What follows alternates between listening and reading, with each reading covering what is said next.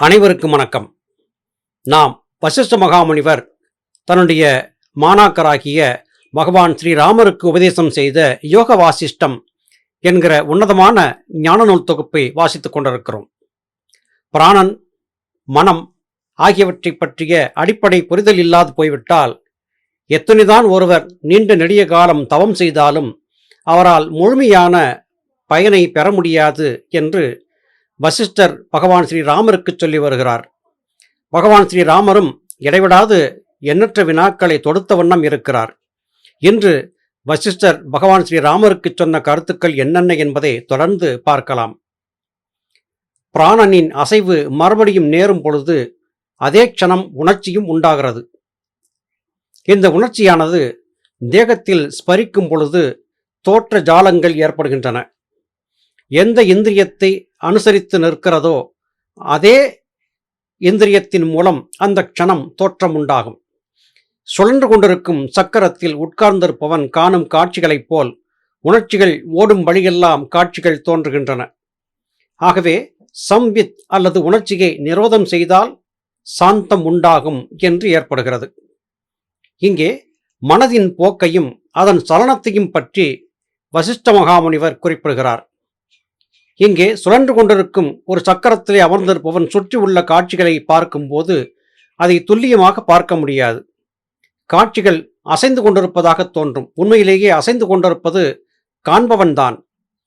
நாம் பேருந்திலே அல்லது மகிழுந்திலே பயணம் செய்கிறோம். அப்படி பயணம் செய்யும் போது நம் கண்களுக்கு எதிரே தென்படக்கூடிய காட்சிகள் எல்லாம் வேக வேகமாக பின்னோக்கி ஓடுகின்றன. காட்சிகள் பின்னோக்கி ஓடுகின்றன என்று நாம் நினைத்தாலும் உண்மையில் நாம் முன்னோக்கி நகர்ந்து கொண்டிருப்பதால் தான் காட்சிகள் பின்னோக்கி சொல்லுவதான ஒரு சலன காட்சி தென்படுகிறது.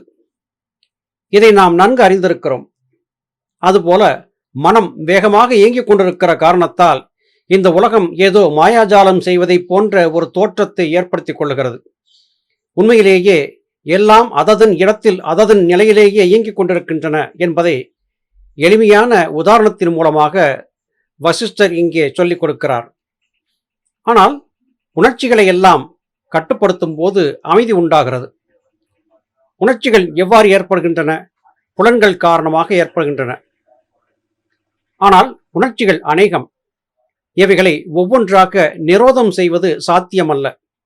ஆதலால் இவ்வுணர்ச்சிகள் ஏற்படும் இடத்து இவைகளை அங்கீகரிப்பது இல்லை என்ற நிச்சயம் வைத்துக் கொண்டால் அவைகளால் யாதொரு மனோவேற்றுமையும் ஏற்படாது. இப்போது சொல்லப்பட்ட இந்த கருத்து மிக மிக நுணுக்கமானது. இதை நாம் கவனமாக புரிந்து கொண்டுவிட்டால் நம்மாலும் நம் மனதை கட்டுப்படுத்திவிட முடியும். என்ன சொல்லுகிறார் வசிஷ்டர்? ஒவ்வொரு உணர்ச்சியையும் விசாரணை செய்து அதற்கு தீர்வை நினைத்து கொண்டிருப்பதை காட்டிலும் எந்த உணர்ச்சி வந்தாலும் அந்த உணர்ச்சியை அங்கீகரிக்க மாட்டேன், அதற்கு ஆட்பட மாட்டேன் என்கிற சங்கல்பத்தை ஏற்படுத்தி கொண்டு விட்டால் மனதிலே எழக்கூடிய எண்ணங்களால் உணர்ச்சிகளால் நமக்கு யாதொரு தீம்பும் ஏற்படாது என்று குறிப்பிடுகிறார். இது எப்படி சாத்தியமாகும்? ஒரு மனிதன் பார்ப்பது முதலாக அனைத்து விதமான புலன்கள் வழியிலே இந்த உலகத்தை தொடர்பு கொண்டிருக்கிறான். எல்லா காட்சிகளும் நம் உள்ளே உணர்ச்சிகளை எழுப்பி விடுகின்றன. ஆனால் கண்கள் பார்க்காமல் இருக்க முடியாது, காதுகள் கேட்காமல் இருக்க முடியாது, நாசி நுகர்வதை நிறுத்த முடியாது, நாவு சுவைப்பதை தடுக்க முடியாது. அப்படியென்றால் எல்லாம் இயங்கிக் கொண்டேதான் இருக்கும். ஆனால் அதிலே வரக்கூடிய எந்த இயக்கமும் மனதை எந்த வகையிலும் பாதித்து விடாதபடியாக புலன்கள் வழியாக நாம் பார்க்கக்கூடிய, கேட்கக்கூடிய, நுகரக்கூடிய, சுவைக்கக்கூடிய எதையும் அங்கீகரிக்க மாட்டேன் என்கிற மன உறுதியை பெற்றுக்கொண்டு விட்டால் அப்போது யாதொரு தீம்பும் ஏற்பட போவதில்லை. உதாரணத்திற்கு நாம் பாதையிலே பயணித்துக் கொண்டிருக்கிறோம். நாய்கள் வேகமாக குறைக்கின்றன. நாய்கள் குறைப்பதை பார்த்து நமக்கு எரிச்சல் ஏற்படுகிறது. சீப்போ என்று விரட்டுகிறோம். ஆனால் சிறிது புரிந்து கொண்டு விட்டால் தொடர்ச்சியாக நாய்கள் குறைத்து கொண்டே இருப்பதை தினசரியும் கேட்டு கேட்டு பழகிவிட்டால் அதன் பிறகு நாய்கள் குறைத்தாலும் அதை சட்டை செய்யாமல் கடந்து செல்லக்கூடிய நிலை ஏற்பட்டு விடுகிறது. இந்த நாய்கள் இப்படித்தான் எப்போது பார்த்தாலும் குறைத்து கொண்டே இருக்கும் என்று எண்ணிவிடத் தோன்றும். இதுபோல ஒவ்வொரு உணர்ச்சியையும் நாம் மாற்றி அமைக்க முடியும். உலகம் என்றால் இப்படித்தான் இருக்கும், மனிதர்கள் இப்படித்தான் இருப்பார்கள், இதை நாம் பொருட்படுத்தாமல் நமது வழியிலே பயணப்பட்டு விடுவோம் என்று உறுதிப்பாட்டை எடுத்துக்கொண்டு விட்டால் மனக்கிலேசங்களுக்கு இடம் கொடுக்காமல் இருக்கலாம் என்பது வசிஷ்டருடைய கூற்று. ஆனால் இங்கேயும் நமக்கு ஒரு சிக்கல் இருக்கிறது. உலகியல் சார்ந்து நாம் வாழ்ந்து கொண்டிருக்கிறோம். நம்மை சுற்றிலும் தவறான நபர்கள் தவறான காரியங்களை செய்து கொண்டே இருக்கிறார்கள். அந்த காரியங்கள் காரணமாக நமக்கும் நம்மை சுற்றி இருப்பவர்களுக்கும் பற்பல விதமாக உபத்திரவங்கள் ஏற்படுகின்றன என்றால் அதையும் கண்டுகொள்ளாமல் கடந்து செல்ல முடியுமா என்பதுதான் அது. நாம் நம்முடைய கடமையை செய்தாக வேண்டும். தவற்றை கண்டபோது சுட்டிக்காட்டுவதும் இது தவறு என்று அவர்களுக்கு புரியப்படுத்த முயற்சிப்பதும் எவ்விதத்திலும் குற்றமாகாது. அதே வேளையிலே அந்த நிகழ்ச்சியை மனதிற்குள்ளே வைத்துக்கொண்டு மருகிக்கொண்டே இருந்தால் அது தவறாகி போகும். உதாரணத்திற்கு, ஒருவர் குற்றம் செய்கிறார். நீ செய்வது குற்றம், இப்படி செய்யாதே என்று அவருக்கு எடுத்துரைத்து அவரை இடித்துரைத்து ஆற்றுப்படுத்தக்கூடிய காரியத்தை செய்தான பிறகு அவரை பற்றியோ அவர் செய்த காரியத்தை பற்றியோ அது காரணமாக நம் மனதிலே எந்தவிதமான ஒரு பதிவும் ஏற்பட்டு விடாதபடியாக எளிதாக கடந்து சென்று விட வேண்டும். இது சாத்தியம்தானா என்று கேட்டால் சாத்தியம்தான். ஒரு பறவை மற்றொரு பறவையோடு சண்டையிடுகிறது. அந்த சண்டையை நாம் பார்க்கிறோம். ஐயோ, 2 பறவைகளும் சண்டையிடுகின்றன, இவற்றை பிரித்துவிட வேண்டும் என்று தோன்றுகிறது. பிரித்து விட்டான பிறகு இரண்டும் 2 திசைகளில் சென்று விடுகின்றன. அந்த பறவைகளின் சண்டையை பற்றி நாம் சிந்தித்துக் கொண்டிருப்பதில்லை. அதுபோல மனிதர்கள் செய்யக்கூடிய காரியங்களை பார்த்தும் நாம் பெரிதாக மனதிலே அலட்டிக்கொள்ளாமல் நம்முடைய கடமையை செய்துவிட்டோம், இப்படி இருக்காதீர்கள், சரியாக இருங்கள் என்று அவர்களை எச்சரித்ததோடு நம்முடைய கடமை முடிந்துவிட்டது என்று கடந்து சென்று விட்டால் மனக்கிலேசங்கள் நம்மை எந்த வகையிலும் பாதிக்காது என்பது வசிஷ்ட மகாமுனிவருடைய இந்த விளக்கத்தின் பொருளாக இருக்கிறது. இவ்வுணர்ச்சிகள் ஏற்படும் இடத்து இவைகளை அங்கீகரிப்பது இல்லை என்று நிச்சயம் வைத்துக் கொண்டால் அவைகளால் யாதொரு மனோவேற்றுமையும் ஏற்படாது. இப்படி உணர்ச்சிகளினிடையே அசைவற்று இருப்பதே உன்னதமான பதவி. மேலே சொன்ன பிராணஸ்பந்தத்தை நிரோதம் செய்யும் பொருட்டே யோக மார்க்கத்தை கடைப்பிடித்தவர்களால் பிராணாயாமம், தியானம் என்ற முறைகள் எடுத்து காட்டப்பட்டன. ஒரு யோகி தன்னுடைய யோக பழக்கத்தின் காரணமாக கண்முன்னே நடக்கக்கூடிய தவறுகளை சுட்டிக்காட்டினாலும் கூட அந்த தவறுகளை மனதிலே வைத்துக்கொண்டு மருகிக் கொண்டிருக்காமல் அங்கிருந்து கடந்து சென்று விடுகிறான். இதற்கு ஒரு யோகி செய்யக்கூடிய பிராணாயாமம் முதலாகிய யோக பயிற்சிகள் உதவி செய்கின்றன என்பது வசிஷ்டருடைய கூற்றாக இருக்கிறது. ஆனால் ஞான மார்க்கத்தை அனுசரிப்பவர்களால் சொல்லப்படுவது வேறாகும். அதாவது ஆத்மத்தில் சித்தத்தின் உற்பத்திற்கு காரணம் வாசனையே. இவ்வாசனையை பற்றி பெரியோர்களால் சொல்லப்பட்டதை கேள்.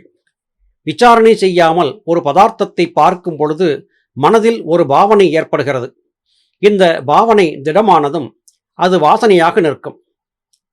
இவ்வாசனையின் காரணத்தால் பாவனை தீவிரமாகி உணர்ச்சி என்ற ஸ்பந்தம் உணரப்படும், வஸ்துவாக மாறி நிற்கும். ஆக ஒன்றுக்கு ஒன்று காரணமாய் உணரப்படும் வஸ்துக்களுக்கு அதீனமாயிருக்கும் நிலையே மனம் என்று சொல்லப்படுகிறது. ஆகவே இந்த மனமாக நிற்கும் நிலைக்கு விசாரணை செய்யாத துர்திருஷ்டியே காரணம், அதாவது அஞ்ஞானம். பிறப்பு இறப்புக்கும் இம்மனமே காரணம். ஆகவே பாவனை, வாசனை இவ்விரண்டில் ஏதாவது ஒன்று அழிந்தால் மற்றொன்றும் கூடவே அழியும். பாவனை ஏற்படாமல் வாசனை ஏற்பட முடியாது, அல்லது வாசனை முற்றிலும் அழிந்தால் பாவனையும் ஏற்பட காரணமில்லை. எவன் உணர்ச்சி என்னும் தன்மையில் ஈடுபடாமல் நிர்மலமான அறிவின் தன்மையில் இருக்கிறானோ அவனே மனமற்றவன் ஆவான், அவனே ஜீவன் முக்தன். இங்கே வசிஷ்டர் சொல்லக்கூடிய விளக்கம் மிகவும் நுணுக்கமானதாக இருக்கிறது. பாவனை, வாசனை ஆகிய இந்த இரண்டை பற்றியும் இங்கே சொல்லுகிறார்.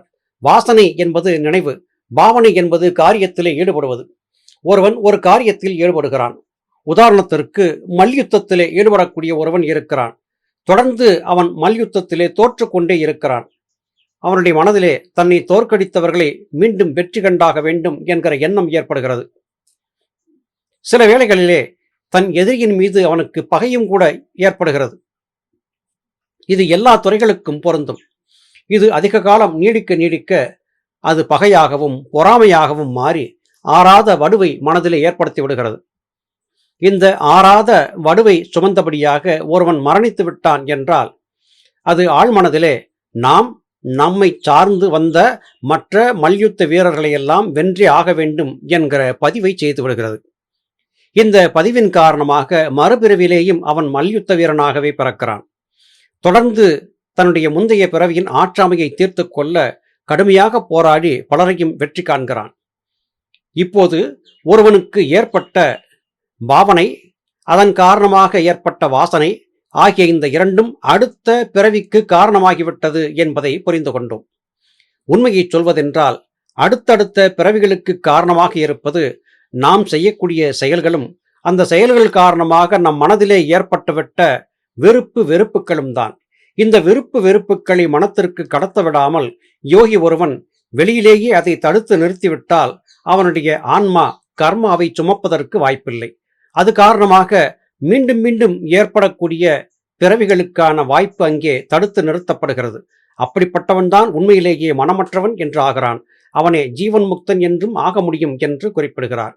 உண்மையை சொல்வதென்றால் புலன்கள் வழியாக பார்த்த, கேட்ட, நுகர்ந்த, சுவைத்த இந்த உலகத்தினுடைய விடயங்கள் எதையுமே மனத்திற்கு கடத்தாமல் வெறுமனே சாட்சியாக மாத்திரம் பார்த்து பயணிக்க பழக வேண்டும். அப்படி பழகும்போது மனம் என்பது இருந்தாலும் அது இயங்காத தன்மையை பெறுகிறது.